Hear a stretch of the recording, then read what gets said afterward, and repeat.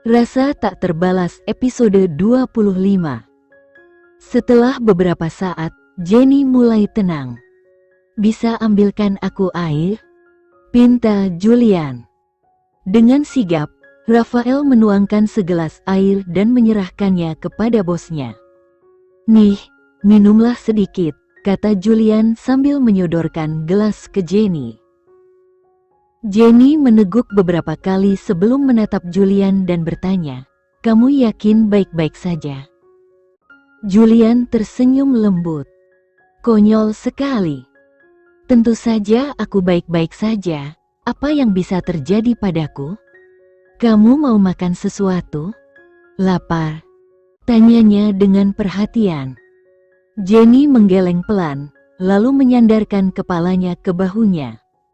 Julian menghela napas dan berkata, "Kamu tetap perlu makan sesuatu. Sudah hampir waktu makan siang." Ia melirik ke Rafael. "Pesan makanan sehat untuk kita berdua." "Siap, Tuan," jawab Rafael. Lalu Julian menoleh ke karyawan muda itu. "Terima kasih, kamu sudah melakukan pekerjaan luar biasa merawatnya selama aku pergi." Karyawan muda itu tersenyum malu-malu. "Sama-sama, Tuan. Karena Tuan sudah di sini, saya permisi." Julian mengangguk dan berkata pada Rafael, "Oh, dan tambahkan bonus 3 kali lipat bulan ini untuknya." Karyawan muda itu terpana sejenak. Ia melirik Rafael dengan antusias. "Tuan Rafael, bos benar-benar bilang 3 kali lipat?" Rafael tertawa, "Betul." Karyawan muda itu nyaris bersorak tapi berhasil menahan diri. "Terima kasih banyak, bos." Julian membalas dengan anggukan ramah. Rumah keluarga Perwinda, Yuda berjalan mondar-mandir di ruang tamu, membuat ayahnya dan Paman Jordi yang duduk di sofa saling pandang, mengamati kegelisahan Yuda. "Sudah, Nak, hentikan mondar-mandirnya.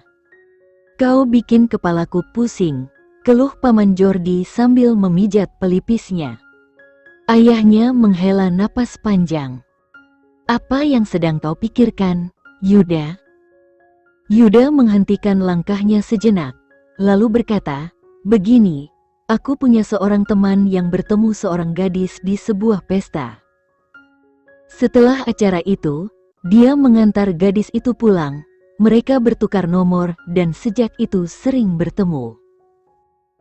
Mereka cukup dekat dan kontak hampir setiap hari. Nah, sekarang temanku mulai merasa ada sesuatu yang spesial. Tapi dia tidak yakin apakah gadis itu merasakan hal yang sama. Jadi, apa sebaiknya dia ungkapkan perasaannya atau tidak?" Ayahnya menaikkan alisnya. "Siapa sebenarnya teman ini, Yuda?" Yuda tersentak sedikit, berusaha tetap tenang. "Aku kan bilang ini temanku yang butuh nasihat, bukan aku." "Hahaha." Paman Jordi ikut bersuara, "Gadisnya cantik, ya?" Yuda tersenyum malu, tapi dengan cepat menjawab, "Sangat cantik." Sesaat kemudian, dia tampak tersadar dan tertawa canggung. "Kalian ada-ada saja, ini benar-benar tentang temanku, kok." Ayahnya hanya terkekeh kecil. "Nak, kenapa kau tidak tanyakan langsung ke kakak perempuanmu atau iparmu? Bahkan Yasmin atau Bima mungkin punya saran yang berguna untuk temanmu itu." Setelah berpikir sejenak, Yuda akhirnya memutuskan untuk menelepon kakaknya, berharap mendapatkan jawaban yang menenangkan hatinya yang bergejolak. Di perusahaan Bagotama, Jenny kembali tertidur di dalam pelukan Julian. Dengan hati-hati meletakkannya kembali di sofa, Julian mengeluarkan teleponnya dan segera menghubungi Nico. "Iya, ada apa?" jawab Nico. "Dia mengalami mimpi buruk lagi," kata Julian dengan nada cemas. Nico menghela napas. "Itu normal setelah melalui kejadian yang traumatis. Beri dia waktu. Yang penting, jangan biarkan dia sendirian, dan pastikan ada yang bisa menenangkannya saat dia mengalami mimpi buruk. Julian mengangguk meskipun Nico tak bisa melihatnya, kemudian bertanya, bagaimana dengan racunnya?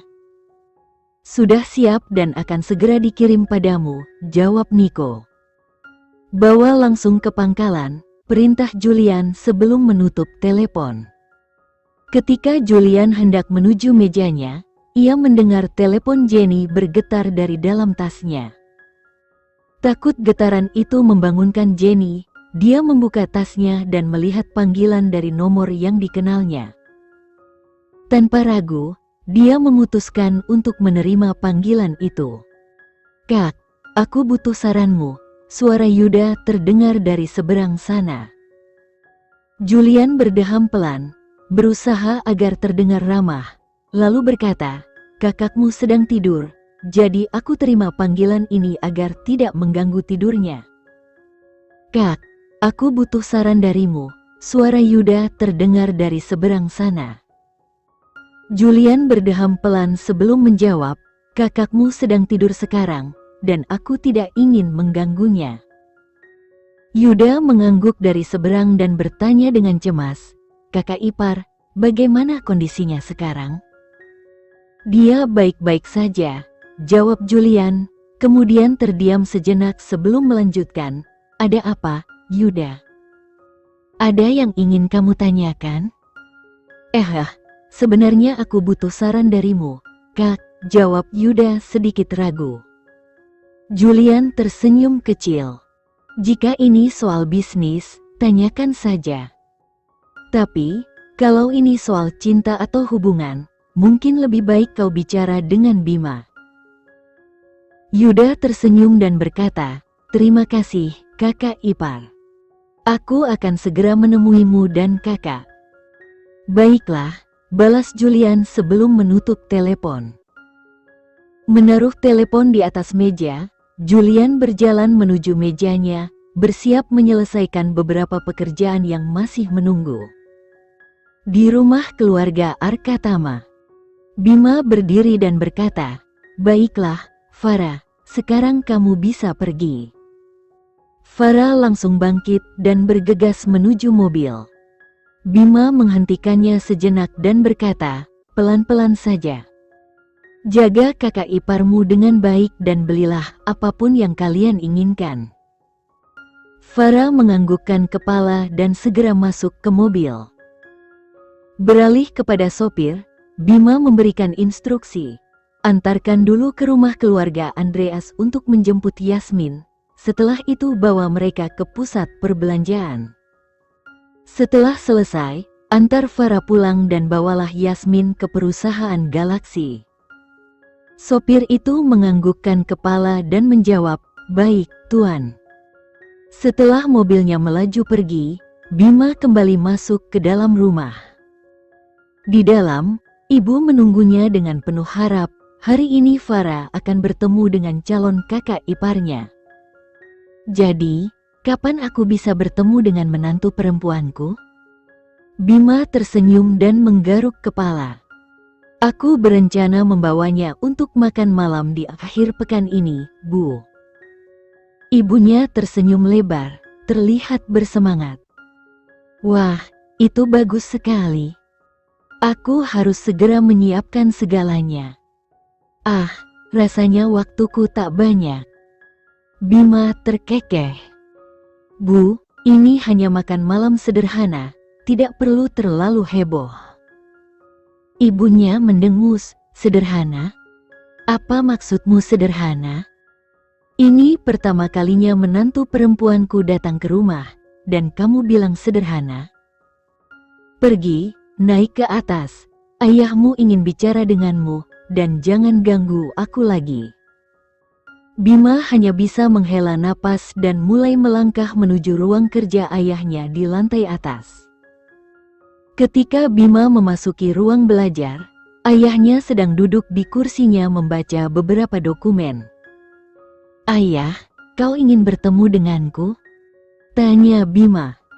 Ayahnya menganggukkan kepalanya dan berkata, "Silakan duduk." Setelah berhenti sejenak, ia berkata, "Bima, kamu menangani perusahaan dengan cukup baik. Kurasa kamu tidak membutuhkan bantuanku lagi." Bima membelalakkan matanya karena terkejut dan berkata, "Aku masih membutuhkanmu." Ayahnya tersenyum dan berkata, "Jangan coba-coba menghalangi saya dengan memasang wajah seperti itu. Ibumu dan saya telah memutuskan untuk pergi berlibur panjang. Sudah lama sekali saya tidak mengajaknya berlibur.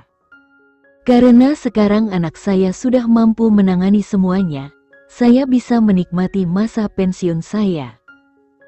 Ayah, bagaimana jika aku butuh nasihat atau bantuanmu?" tanya Bima. "Kau tidak akan membutuhkannya. Aku percaya padamu dan aku akan pergi selamanya. Kita akan kembali sesekali sebelum berangkat ke tujuan berikutnya. Jika kau butuh saran selama aku pergi, kau bisa pergi ke rumah keluarga Baskara. Aku yakin Andrian akan dapat membantumu lebih baik daripada aku," kata ayahnya. Bima menghela napas. "Baiklah, Ayah. Ibumu ingin bepergian ke seluruh dunia. Itulah keinginannya. Sebelum ia meninggal, aku hanya bisa mengajaknya ke beberapa tempat favoritnya. Aku masih menyesal." Ayah yang memejamkan matanya untuk mengendalikan emosinya yang meluap-luap. "Ayah, kamu sudah berusaha sekuat tenaga untuk menyelamatkan ibu. Jangan salahkan dirimu sendiri, Ayah," kata Bima. Ayahnya tersenyum dan berkata, "Saya tahu kamu sangat merindukan ibumu, dan masih sulit bagimu menerima kehadiran ibu yang baru." Bima menggelengkan kepalanya dan berkata, "Tidak, bukan seperti itu. Tidak ada perbedaan antara dia dan ibuku. Dia memperlakukanku dengan baik." Ayahnya menghela napas dalam-dalam, pandangannya jauh seolah kembali ke masa lalu. "Aku tahu, Nak, alasan itulah yang membuatku memilihnya. Setelah ibumu pergi, aku hanya ingin kamu memiliki sosok ibu, bukan mencari seorang istri untuk diriku sendiri. Aku menginginkan seseorang yang bisa merawatmu seperti anak kandungnya." Ayahnya berhenti sejenak, menyusun kata-kata sebelum melanjutkan, "Saat pertama kali bertemu dengan Fanny, aku menceritakan semuanya tentang ibumu, tentang cinta kami, dan ku beritahu bahwa tak ada yang bisa menggantikan posisinya di hatiku. Meski begitu, dia tetap menerima untuk menjadi bagian dari hidup kita. Bahkan, dia pernah bilang bahwa kamu adalah satu-satunya anak yang ia butuhkan. Dia menolak memiliki anak lagi, takut kamu akan merasa tersisih." Ayahnya terdiam sejenak, wajahnya menunjukkan kesedihan yang dalam. Ketika ia mengandung Farah, Fanny ingin menghentikan kehamilan lagi, tapi dokter memperingatkan bahwa itu akan membahayakan nyawanya. "Akhirnya, aku tak mengizinkannya, dan Farah pun lahir." Bima terkejut mendengar cerita yang belum pernah ia ketahui. Terdiam sesaat, ia merenungi cinta yang begitu besar dari wanita yang selama ini ia panggil ibu. Ayahnya menepuk bahu Bima dan berkata dengan lembut, "Tolong, jangan katakan pada ibumu bahwa aku menceritakan ini padamu. Dia meminta agar aku tak pernah mengungkapkan semua ini. Tapi, aku ingin kau tahu, Nak, dia sangat mencintaimu, sama besarnya seperti ibumu dulu. Dia tak ingin menggantikan posisi ibumu, tapi aku harap kau bisa memberi tempat kecil untuknya di hatimu." Sesaat keduanya terdiam dalam keheningan penuh makna, lalu ayahnya, berusaha mencairkan suasana, tersenyum dan bertanya, "Nah, kapan aku bisa bertemu dengan menantu perempuanku?" Bima tersenyum tipis, merasa hangat oleh perhatian ayahnya. "Akhir pekan ini, Ayah, aku akan membawanya ke sini. Ayahnya mengangguk puas. Bagus. Cepat menikahlah dan berikan aku cucu.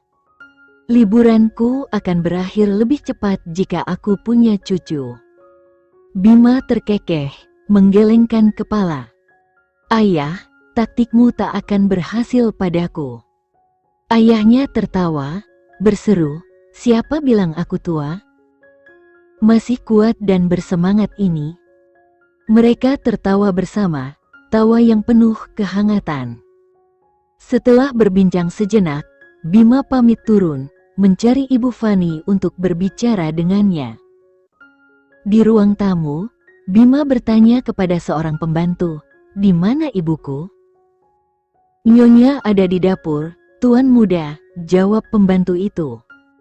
Dengan langkah cepat, Bima berjalan menuju dapur. Saat tiba di ambang pintu, ia melihat ibu yang sedang mengeluarkan kue hazelnut segar dari oven.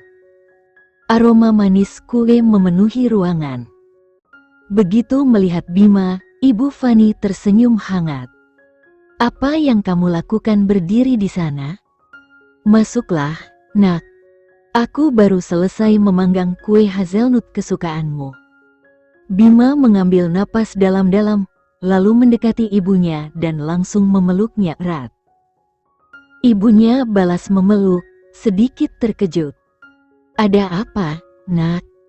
Apakah ayahmu membuatmu kesal lagi?" "Aku mencintaimu, Bu," ucap Bima pelan namun penuh makna. Ibu Fani merasakan kehangatan memenuhi hatinya. Matanya berkaca-kaca, dan dengan suara sedikit bergetar, ia berbisik, "Ibu juga mencintaimu, sayang." Setelah mengusap matanya, Ibu Fani mengambil sepotong kue dan menyuapkannya pada Bima. "Coba ini. Bagaimana rasanya?" Sambil mengunyah, Bima tersenyum lebar dan menjawab, "Seperti biasa, enak sekali, Bu." Di luar rumah besar, Farah turun dari mobil dan melihat Yasmin berjalan mendekatinya. Yasmin tersenyum hangat, "Kamu pasti Farah, iya?" Farah tertawa kecil, "Iya, kakak ipar." Sambil memeluknya erat, Yasmin berkata, "Senang akhirnya bisa bertemu denganmu. Aku belum sempat bertemu saat jamuan makan karena kau pulang lebih awal." Farah tersenyum kagum, "Kakak ipar, kamu memang cantik sekali. Pantas saja kakak sangat tergila-gila padamu." Yasmin tertawa kecil sambil mencubit pipinya, "Ah, kamu juga cantik sekali, Farah. Ayo, kita habiskan waktu berbelanja hari ini." Farah mengangguk bersemangat dan kemudian naik mobil bersama Yasmin. Sementara itu, Bima baru saja tiba di kantor perusahaan Cakradinata ketika tiba-tiba menerima panggilan dari Yuda. "Akhirnya kau punya waktu meneleponku juga," kata Bima dengan nada bercanda. Yuda tertawa dari seberang, "Aku sebenarnya butuh saran darimu, sobat." Bima mengangkat alis, lalu tersenyum lebar, "Kupikir adikku menelepon karena rindu, ternyata minta saran cinta." "Oke, katakan, ada masalah apa?" Yuda berdeham, sedikit malu, "Ada seorang cewek yang aku suka, tapi aku nggak yakin apakah dia juga suka sama aku. Aku berencana menyatakan perasaanku besok, tapi jujur saja, aku takut. Jadi, menurutmu, aku harus bilang atau simpan saja?" Bima terkekeh, "Wah, keputusan bijak tuh, menelepon pakarnya langsung." "Dengar ya, Yuda. Kalau kamu punya perasaan sama seseorang, jangan simpan sendiri. Sampaikan. Nggak perlu mikir apakah dia akan menerima atau menolak. Kadang, yang penting adalah menyampaikan apa yang ada di hati. Sisanya, biarkan takdir yang bekerja." "Serius, bro? Kamu yakin?" Yuda bertanya, masih ragu. Bima tertawa kecil sambil berkata, aku mencintai Yasmin sejak kuliah. Tapi waktu itu aku nggak berani ungkapkan karena takut ditolak. Ketika akhirnya aku memberanikan diri, ternyata dia punya perasaan yang sama. Menyesal juga kenapa nggak bilang lebih awal. Bahkan Julian juga punya perasaan lama pada adikmu, tapi... ya, begitulah. Sayang kan, kalau harus membuang waktu bertahun-tahun? Yuda menyela dengan penuh rasa penasaran, jadi kakak ipar sudah lama suka sama kakakku? Kupikir mereka baru ketemu belakangan ini. Bima menepuk dahinya, maksudku, ya gitulah, lupakan detailnya. Intinya, kalau kamu punya perasaan, ungkapkan saja, oke? Terima kasih, bro. Aku akan coba bicara padanya besok, kata Yuda penuh semangat. Jangan lupa kasih tahu jawabannya, ya, sahut Bima dengan senyum penuh harap. Pasti, bro, Yuda menjawab sebelum menutup telepon. Bima tersenyum, menggumam pada dirinya sendiri, anak-anak ini mulai tumbuh besar. Di pusat perbelanjaan. Apa yang mau kamu beli hari ini? Tanya Yasmin. Farah berpikir sebentar, lalu menjawab, mungkin beberapa gaun dan sepatu hak tinggi. Yasmin mengangkat alis, tersenyum, dan berkata, aku ingat Bima bilang kamu biasanya nggak suka pakai gaun. Hehe, iya, tapi kali ini aku perlu, jawab Farah sambil tersenyum. Yasmin tersenyum lebar, baiklah, ayo kita cari sesuatu yang benar-benar cocok untukmu. Farah mengangguk, dan bersama-sama mereka memilih beberapa barang. Setelah selesai berbelanja, Yasmin mengajak Farah makan siang. Kakak ipar, kenapa kamu nggak beli apa-apa? Tanya Farah, penasaran. Yasmin tertawa kecil. Aku nggak butuh apa-apa sekarang, katanya santai. Tapi kan, kakakku yang bayarin. Kalau aku di posisimu, pasti sudah beli barang sepuasnya, canda Farah. Mungkin suatu hari aku bakal ajak kakakmu, dan kita akan belanja sepuasnya, sahut Yasmin dengan senyum bercanda. Farah tertawa kecil. Ngomong-ngomong, Yasmin menatap Farah dengan tatapan penuh tanya, ada seseorang yang spesial, bukan? Mata Farah melebar, kaget, lalu pura-pura tak mengerti. Seseorang spesial? Maksud kakak siapa? Yasmin terkekeh, ayo, nggak perlu bersembunyi. Santai saja, aku nggak akan cerita ke saudaramu. Farah menghela napas lega, tersenyum malu, dan berkata, aku percaya padamu, kakak ipar. Sebenarnya, iya, ada seseorang yang aku suka. Wah, jadi ceritakan dong. Gimana kabarnya? Apakah dia tampan? Di mana kalian bertemu? Aku ingin tahu semuanya. Yasmin bertanya dengan penuh semangat. Farah tertawa kecil dan menjawab, aku bertemu dengannya saat jamuan makan kemarin. Jamuan makan yang diadakan Jenny? Tanya Yasmin, matanya berbinar. Iya. Setelah jamuan itu, dia mengantarku pulang, dan kami bertukar nomor telepon. Kami sudah beberapa kali bertemu untuk makan malam, kadang sarapan juga. Besok kami akan bertemu lagi, dan dia bilang ini akan jadi pertemuan yang istimewa, kata Farah sambil tersipu. Yasmin makin bersemangat, jadi, seperti apa dia? Apakah dia tampan? Farah tersenyum malu, iya, dia sangat tampan dan begitu perhatian. Kamu suka sama dia? Tanya Yasmin penasaran. Ya, kurasa aku memang mulai menyukainya, jawab Farah. Kalau begitu, jangan ragu. Jika kamu merasa perasaanmu tulus, ikuti saja hatimu, kata Yasmin, memberikan dukungan. Farah tersenyum senang. Terima kasih, kakak ipar, kamu memang yang terbaik. Yasmin tersenyum dan menepuk bahu Farah. Jangan lupa ceritakan semua yang terjadi besok, ya. Farah mengangguk, matanya penuh antusiasme. Saat Jenny terbangun, Julian sedang menyiapkan makan siang di mejanya. Kamu sudah bangun?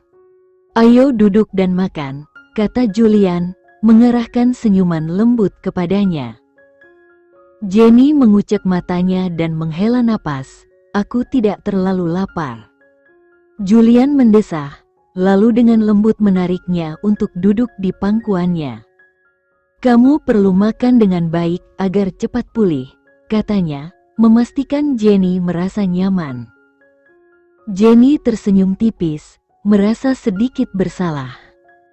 Aku sudah merepotkanmu beberapa hari terakhir ini, ucapnya. Julian mengusap rambutnya dan mencium keningnya. Tidak pernah merepotkan, Ming. Pekerjaan selalu bisa menunggu. Kamu adalah prioritas utamaku. Jenny menatapnya ragu-ragu. Mulai besok, mungkin aku harus tinggal di rumah saja. Akan lebih mudah bagimu untuk fokus pada pekerjaan. Julian menggeleng tegas. Tidak, kau akan menemaniku ke sini setiap hari. Dengan melihatmu ada di sini, aku merasa jauh lebih tenang. Jenny hendak menolak, tetapi Julian cepat menutup argumennya. Sudah, tidak perlu ada, tetapi. Aku bilang kau akan menemaniku, dan itu final. Sekarang, mari kita makan sebelum makanannya dingin. Jenny akhirnya tersenyum dan mengangguk, menikmati kehangatan perhatian Julian. Setelah makan siang, Julian meminta Jenny untuk beristirahat, tapi Jenny menolaknya sambil tersenyum. Aku sudah tidur sepanjang pagi. Lanjutkan saja rapatmu, oke? Cukup berikan laptopmu agar aku bisa bermain game. Julian mendesah, lalu berkata, baiklah. Kalau ada yang membuatmu tak nyaman, beritahu aku, ya? Jenny mengangguk dengan senyum manis. Saat Julian menyerahkan laptopnya, ia berkata, mainkan apapun yang kau suka. Jenny hampir saja ingin mengucapkan sesuatu ketika Rafael masuk tergesa-gesa, tampak sedikit cemas. Tuan, itu, sebenarnya. Julian menatap Rafael dengan kesal. Bicaralah dengan jelas, Rafael. Rafael menelan ludah sebelum akhirnya berkata, Tuan, Nona Ivana dari Mandala Entertainment ingin bertemu denganmu. Julian mengerutkan kening. Apakah dia sudah membuat janji? Rafael menggeleng. Tidak, Tuan. Julian, yang sudah tahu apa yang harus dilakukan, berkata dengan tegas, kau tahu prosedurnya. Saat Jenny mendengar nama Ivana, matanya berbinar penasaran. Wanita seperti apa yang begitu ingin bertemu dengan suaminya tanpa janji? Saat Rafael hendak berbalik pergi, Jenny berkata, tunggu sebentar, Tuan. Menatap Julian dengan pandangan tenang, Jenny tersenyum. Kenapa kau tidak menemuinya saja sebentar? Siapa tahu ada hal penting yang perlu disampaikan. Julian terdiam sejenak lalu mengangguk. Baiklah. Bawa dia masuk. Rafael tercengang, tetapi segera mengangguk patuh. Dalam hati, ia takjub melihat bagaimana Jenny dapat membuat Julian, yang biasanya tegas dengan aturan, berubah fleksibel begitu saja. Di luar kantor, seorang wanita dengan pakaian yang sangat minim, rok mini dan crop top berleher rendah yang memperlihatkan belahan dadanya, sedang duduk di sofa dengan percaya diri. Crop top yang dikenakannya bahkan lebih pendek dari model biasanya, seolah memastikan dirinya menarik perhatian. Ketika Rafael keluar dan melihat pemandangan ini, ia mendesah pelan. Sudah tak terhitung jumlahnya wanita berpakaian provokatif yang mencoba menarik perhatian bosnya, namun Julian selalu mengabaikan mereka. Apalagi sekarang, setelah menikah bahagia dan mengutamakan istrinya, tidak mungkin perhatian Julian akan teralihkan. Rafael hanya bisa membatin, sungguh sia-sia usaha ini. Suruh Nona Ivana masuk. Bos bersedia menemuinya, kata Rafael pada salah satu karyawan yang lewat. Mendengar kabar ini, wanita itu tersenyum puas. Ia sengaja datang tanpa janji agar bisa menguji reaksi Julian, penasaran apakah Julian masih sama seperti kebanyakan pria yang takluk pada pesona wanita. Dalam benaknya, tak ada pria yang bisa menolak pesona seperti yang ia miliki, dan ia yakin Julian pun tidak akan jadi pengecualian. Ivana selalu terpesona oleh ketampanan Julian. Wajah tampannya, tubuh atletisnya, dan kepribadiannya yang dingin adalah perpaduan sempurna yang membuatnya jatuh hati. Ketika kabar pernikahan Julian tersebar, Ivana tak gentar sedikit pun. Baginya, menjadi simpanan pria kaya seperti Julian adalah hal biasa, dan ia siap menjalani peran itu. Ivana sudah berkali-kali berusaha mencari kesempatan untuk bertemu dengannya. Pernah, ia memohon agar diatur pertemuan dengan CEO Mandala Entertainment, namun begitu mendapati Daniel yang akan hadir, ia membatalkan rencana itu. Bukan berarti ia tak menyukai Daniel, pria itu sama tampannya. Namun, Julian memiliki daya tarik tak terucapkan yang tak dimiliki siapapun. Nona Ivana, silakan ikuti saya, kata karyawan itu, membawanya menuju kantor Julian. Dengan senyum percaya diri, Ivana berdiri dan merapikan atasannya, memastikan tampilan yang ia rasa bisa membuat siapapun tergoda. Sambil menggenggam tasnya, ia berjalan penuh tekad, yakin bahwa malam ini ia akan berhasil mendapatkan perhatian Julian. Sayangnya, Ivana tak menyadari bahwa semua harapan dan ambisinya akan pupus, begitu ia memasuki kantor dan menghadapi kenyataan. Saat Ivana melangkah ke dalam kantor Julian, pandangannya langsung tertuju pada wajah tampan suaminya. Matanya bersinar penuh harapan, namun perubahan tiba-tiba terjadi saat ia menyadari kehadiran seorang wanita cantik di samping Julian. Ekspresi Ivana berubah menjadi gelap. Ia mengenali wanita itu dengan cepat. Itu adalah Jenny, istri Julian. Hancur rasanya harapan Ivana hancur berkeping-keping saat mata mereka bertemu. "Tuan, Nyonya," sapa seorang karyawan yang sedang berada di sana. Jenny mengangkat kepalanya dan menyadari kehadiran seorang wanita setengah telanjang berdiri di pintu bersama karyawan tersebut. Dengan anggukan alis, Jenny memberikan konfirmasi tentang wanita itu. Dia menatap Julian dengan tatapan tajam. Meskipun berada di depan wanita setengah telanjang itu, Julian tidak memberikan sedikit pun perhatian. Jenny menahan tawa kecil melihat sikap suaminya. Julian pun mengangkat alis dan bertanya, "Mengapa kamu tertawa?" Jenny menggelengkan kepala dan menjawab, "Tidak apa-apa. Ayo kita selesaikan rapat ini dengan cepat." Dengan itu, Julian berdiri. Sekilas menatap Ivana, matanya menyipit, namun ia memilih untuk tetap diam. Ini bukan kali pertama seorang wanita datang ke kantornya dengan pakaian seperti itu. Julian berjalan menuju mejanya dan duduk kembali. Memberi isyarat kepada karyawan tersebut untuk pergi, Julian mulai membaca dokumen tanpa memperhatikan Ivana sama sekali. Dalam hati, Jenny memuji sikap suaminya dan mulai bertanya-tanya apakah perilaku ini selalu seperti ini atau hanya karena kehadiran wanita tersebut. Ivana kemudian berjalan menuju meja dan duduk, sambil berkata, "Senang bertemu Anda, Tuan Julian." Julian meletakkan dokumen kembali ke atas meja dan berkata dengan nada dingin, "Lain kali jangan lupa untuk membuat janji temu. Saya tidak melayani orang-orang yang datang begitu saja ke kantor saya seperti Anda.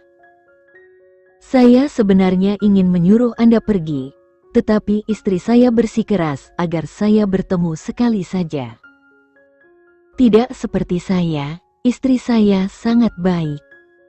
Tolong pastikan hal ini tidak terjadi lagi di masa depan." Ivana tersenyum dan menoleh ke arah Jenny sambil berkata, "Kalau begitu, saya harus berterima kasih kepada Nona Jenny karena telah memberi saya kesempatan untuk bertemu Tuan Julian." Jenny membalas senyuman tersebut. Ia bangkit dari sofa dan menjawab, "Nona Ivana terlalu rendah hati. Saya hanya merasa itu adalah hal yang tepat." Saat berjalan menuju meja, Jenny duduk di kursi di samping Ivana dan menambahkan, "Ngomong-ngomong, sekarang ini adalah Nyonya Jenny, bukan Nona Jenny." Ivana, sambil memaksakan senyum, menjawab, "Tentu saja." Jenny kemudian berdiri dari kursinya dan berkata, "Sayang, sebaiknya kamu mematikan AC atau setidaknya menaikkan suhunya." Julian merespons, "Apa kamu merasa kedinginan? Kenapa kamu tidak memberitahuku lebih awal? Aku seharusnya sudah mematikannya sejak lama." Sambil mengambil remote control dan bersiap untuk mematikan AC. "Oh tidak, sayang. Ini untuk Nona Ivana. Dia hampir tidak mengenakan apapun. Aku yakin dia mungkin merasa kedinginan," ujar Jenny sambil tersenyum.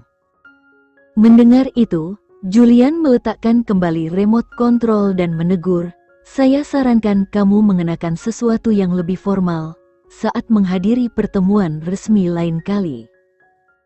Jenny menyeringai dan berkata, "Baiklah, kalian berdua lanjutkan saja.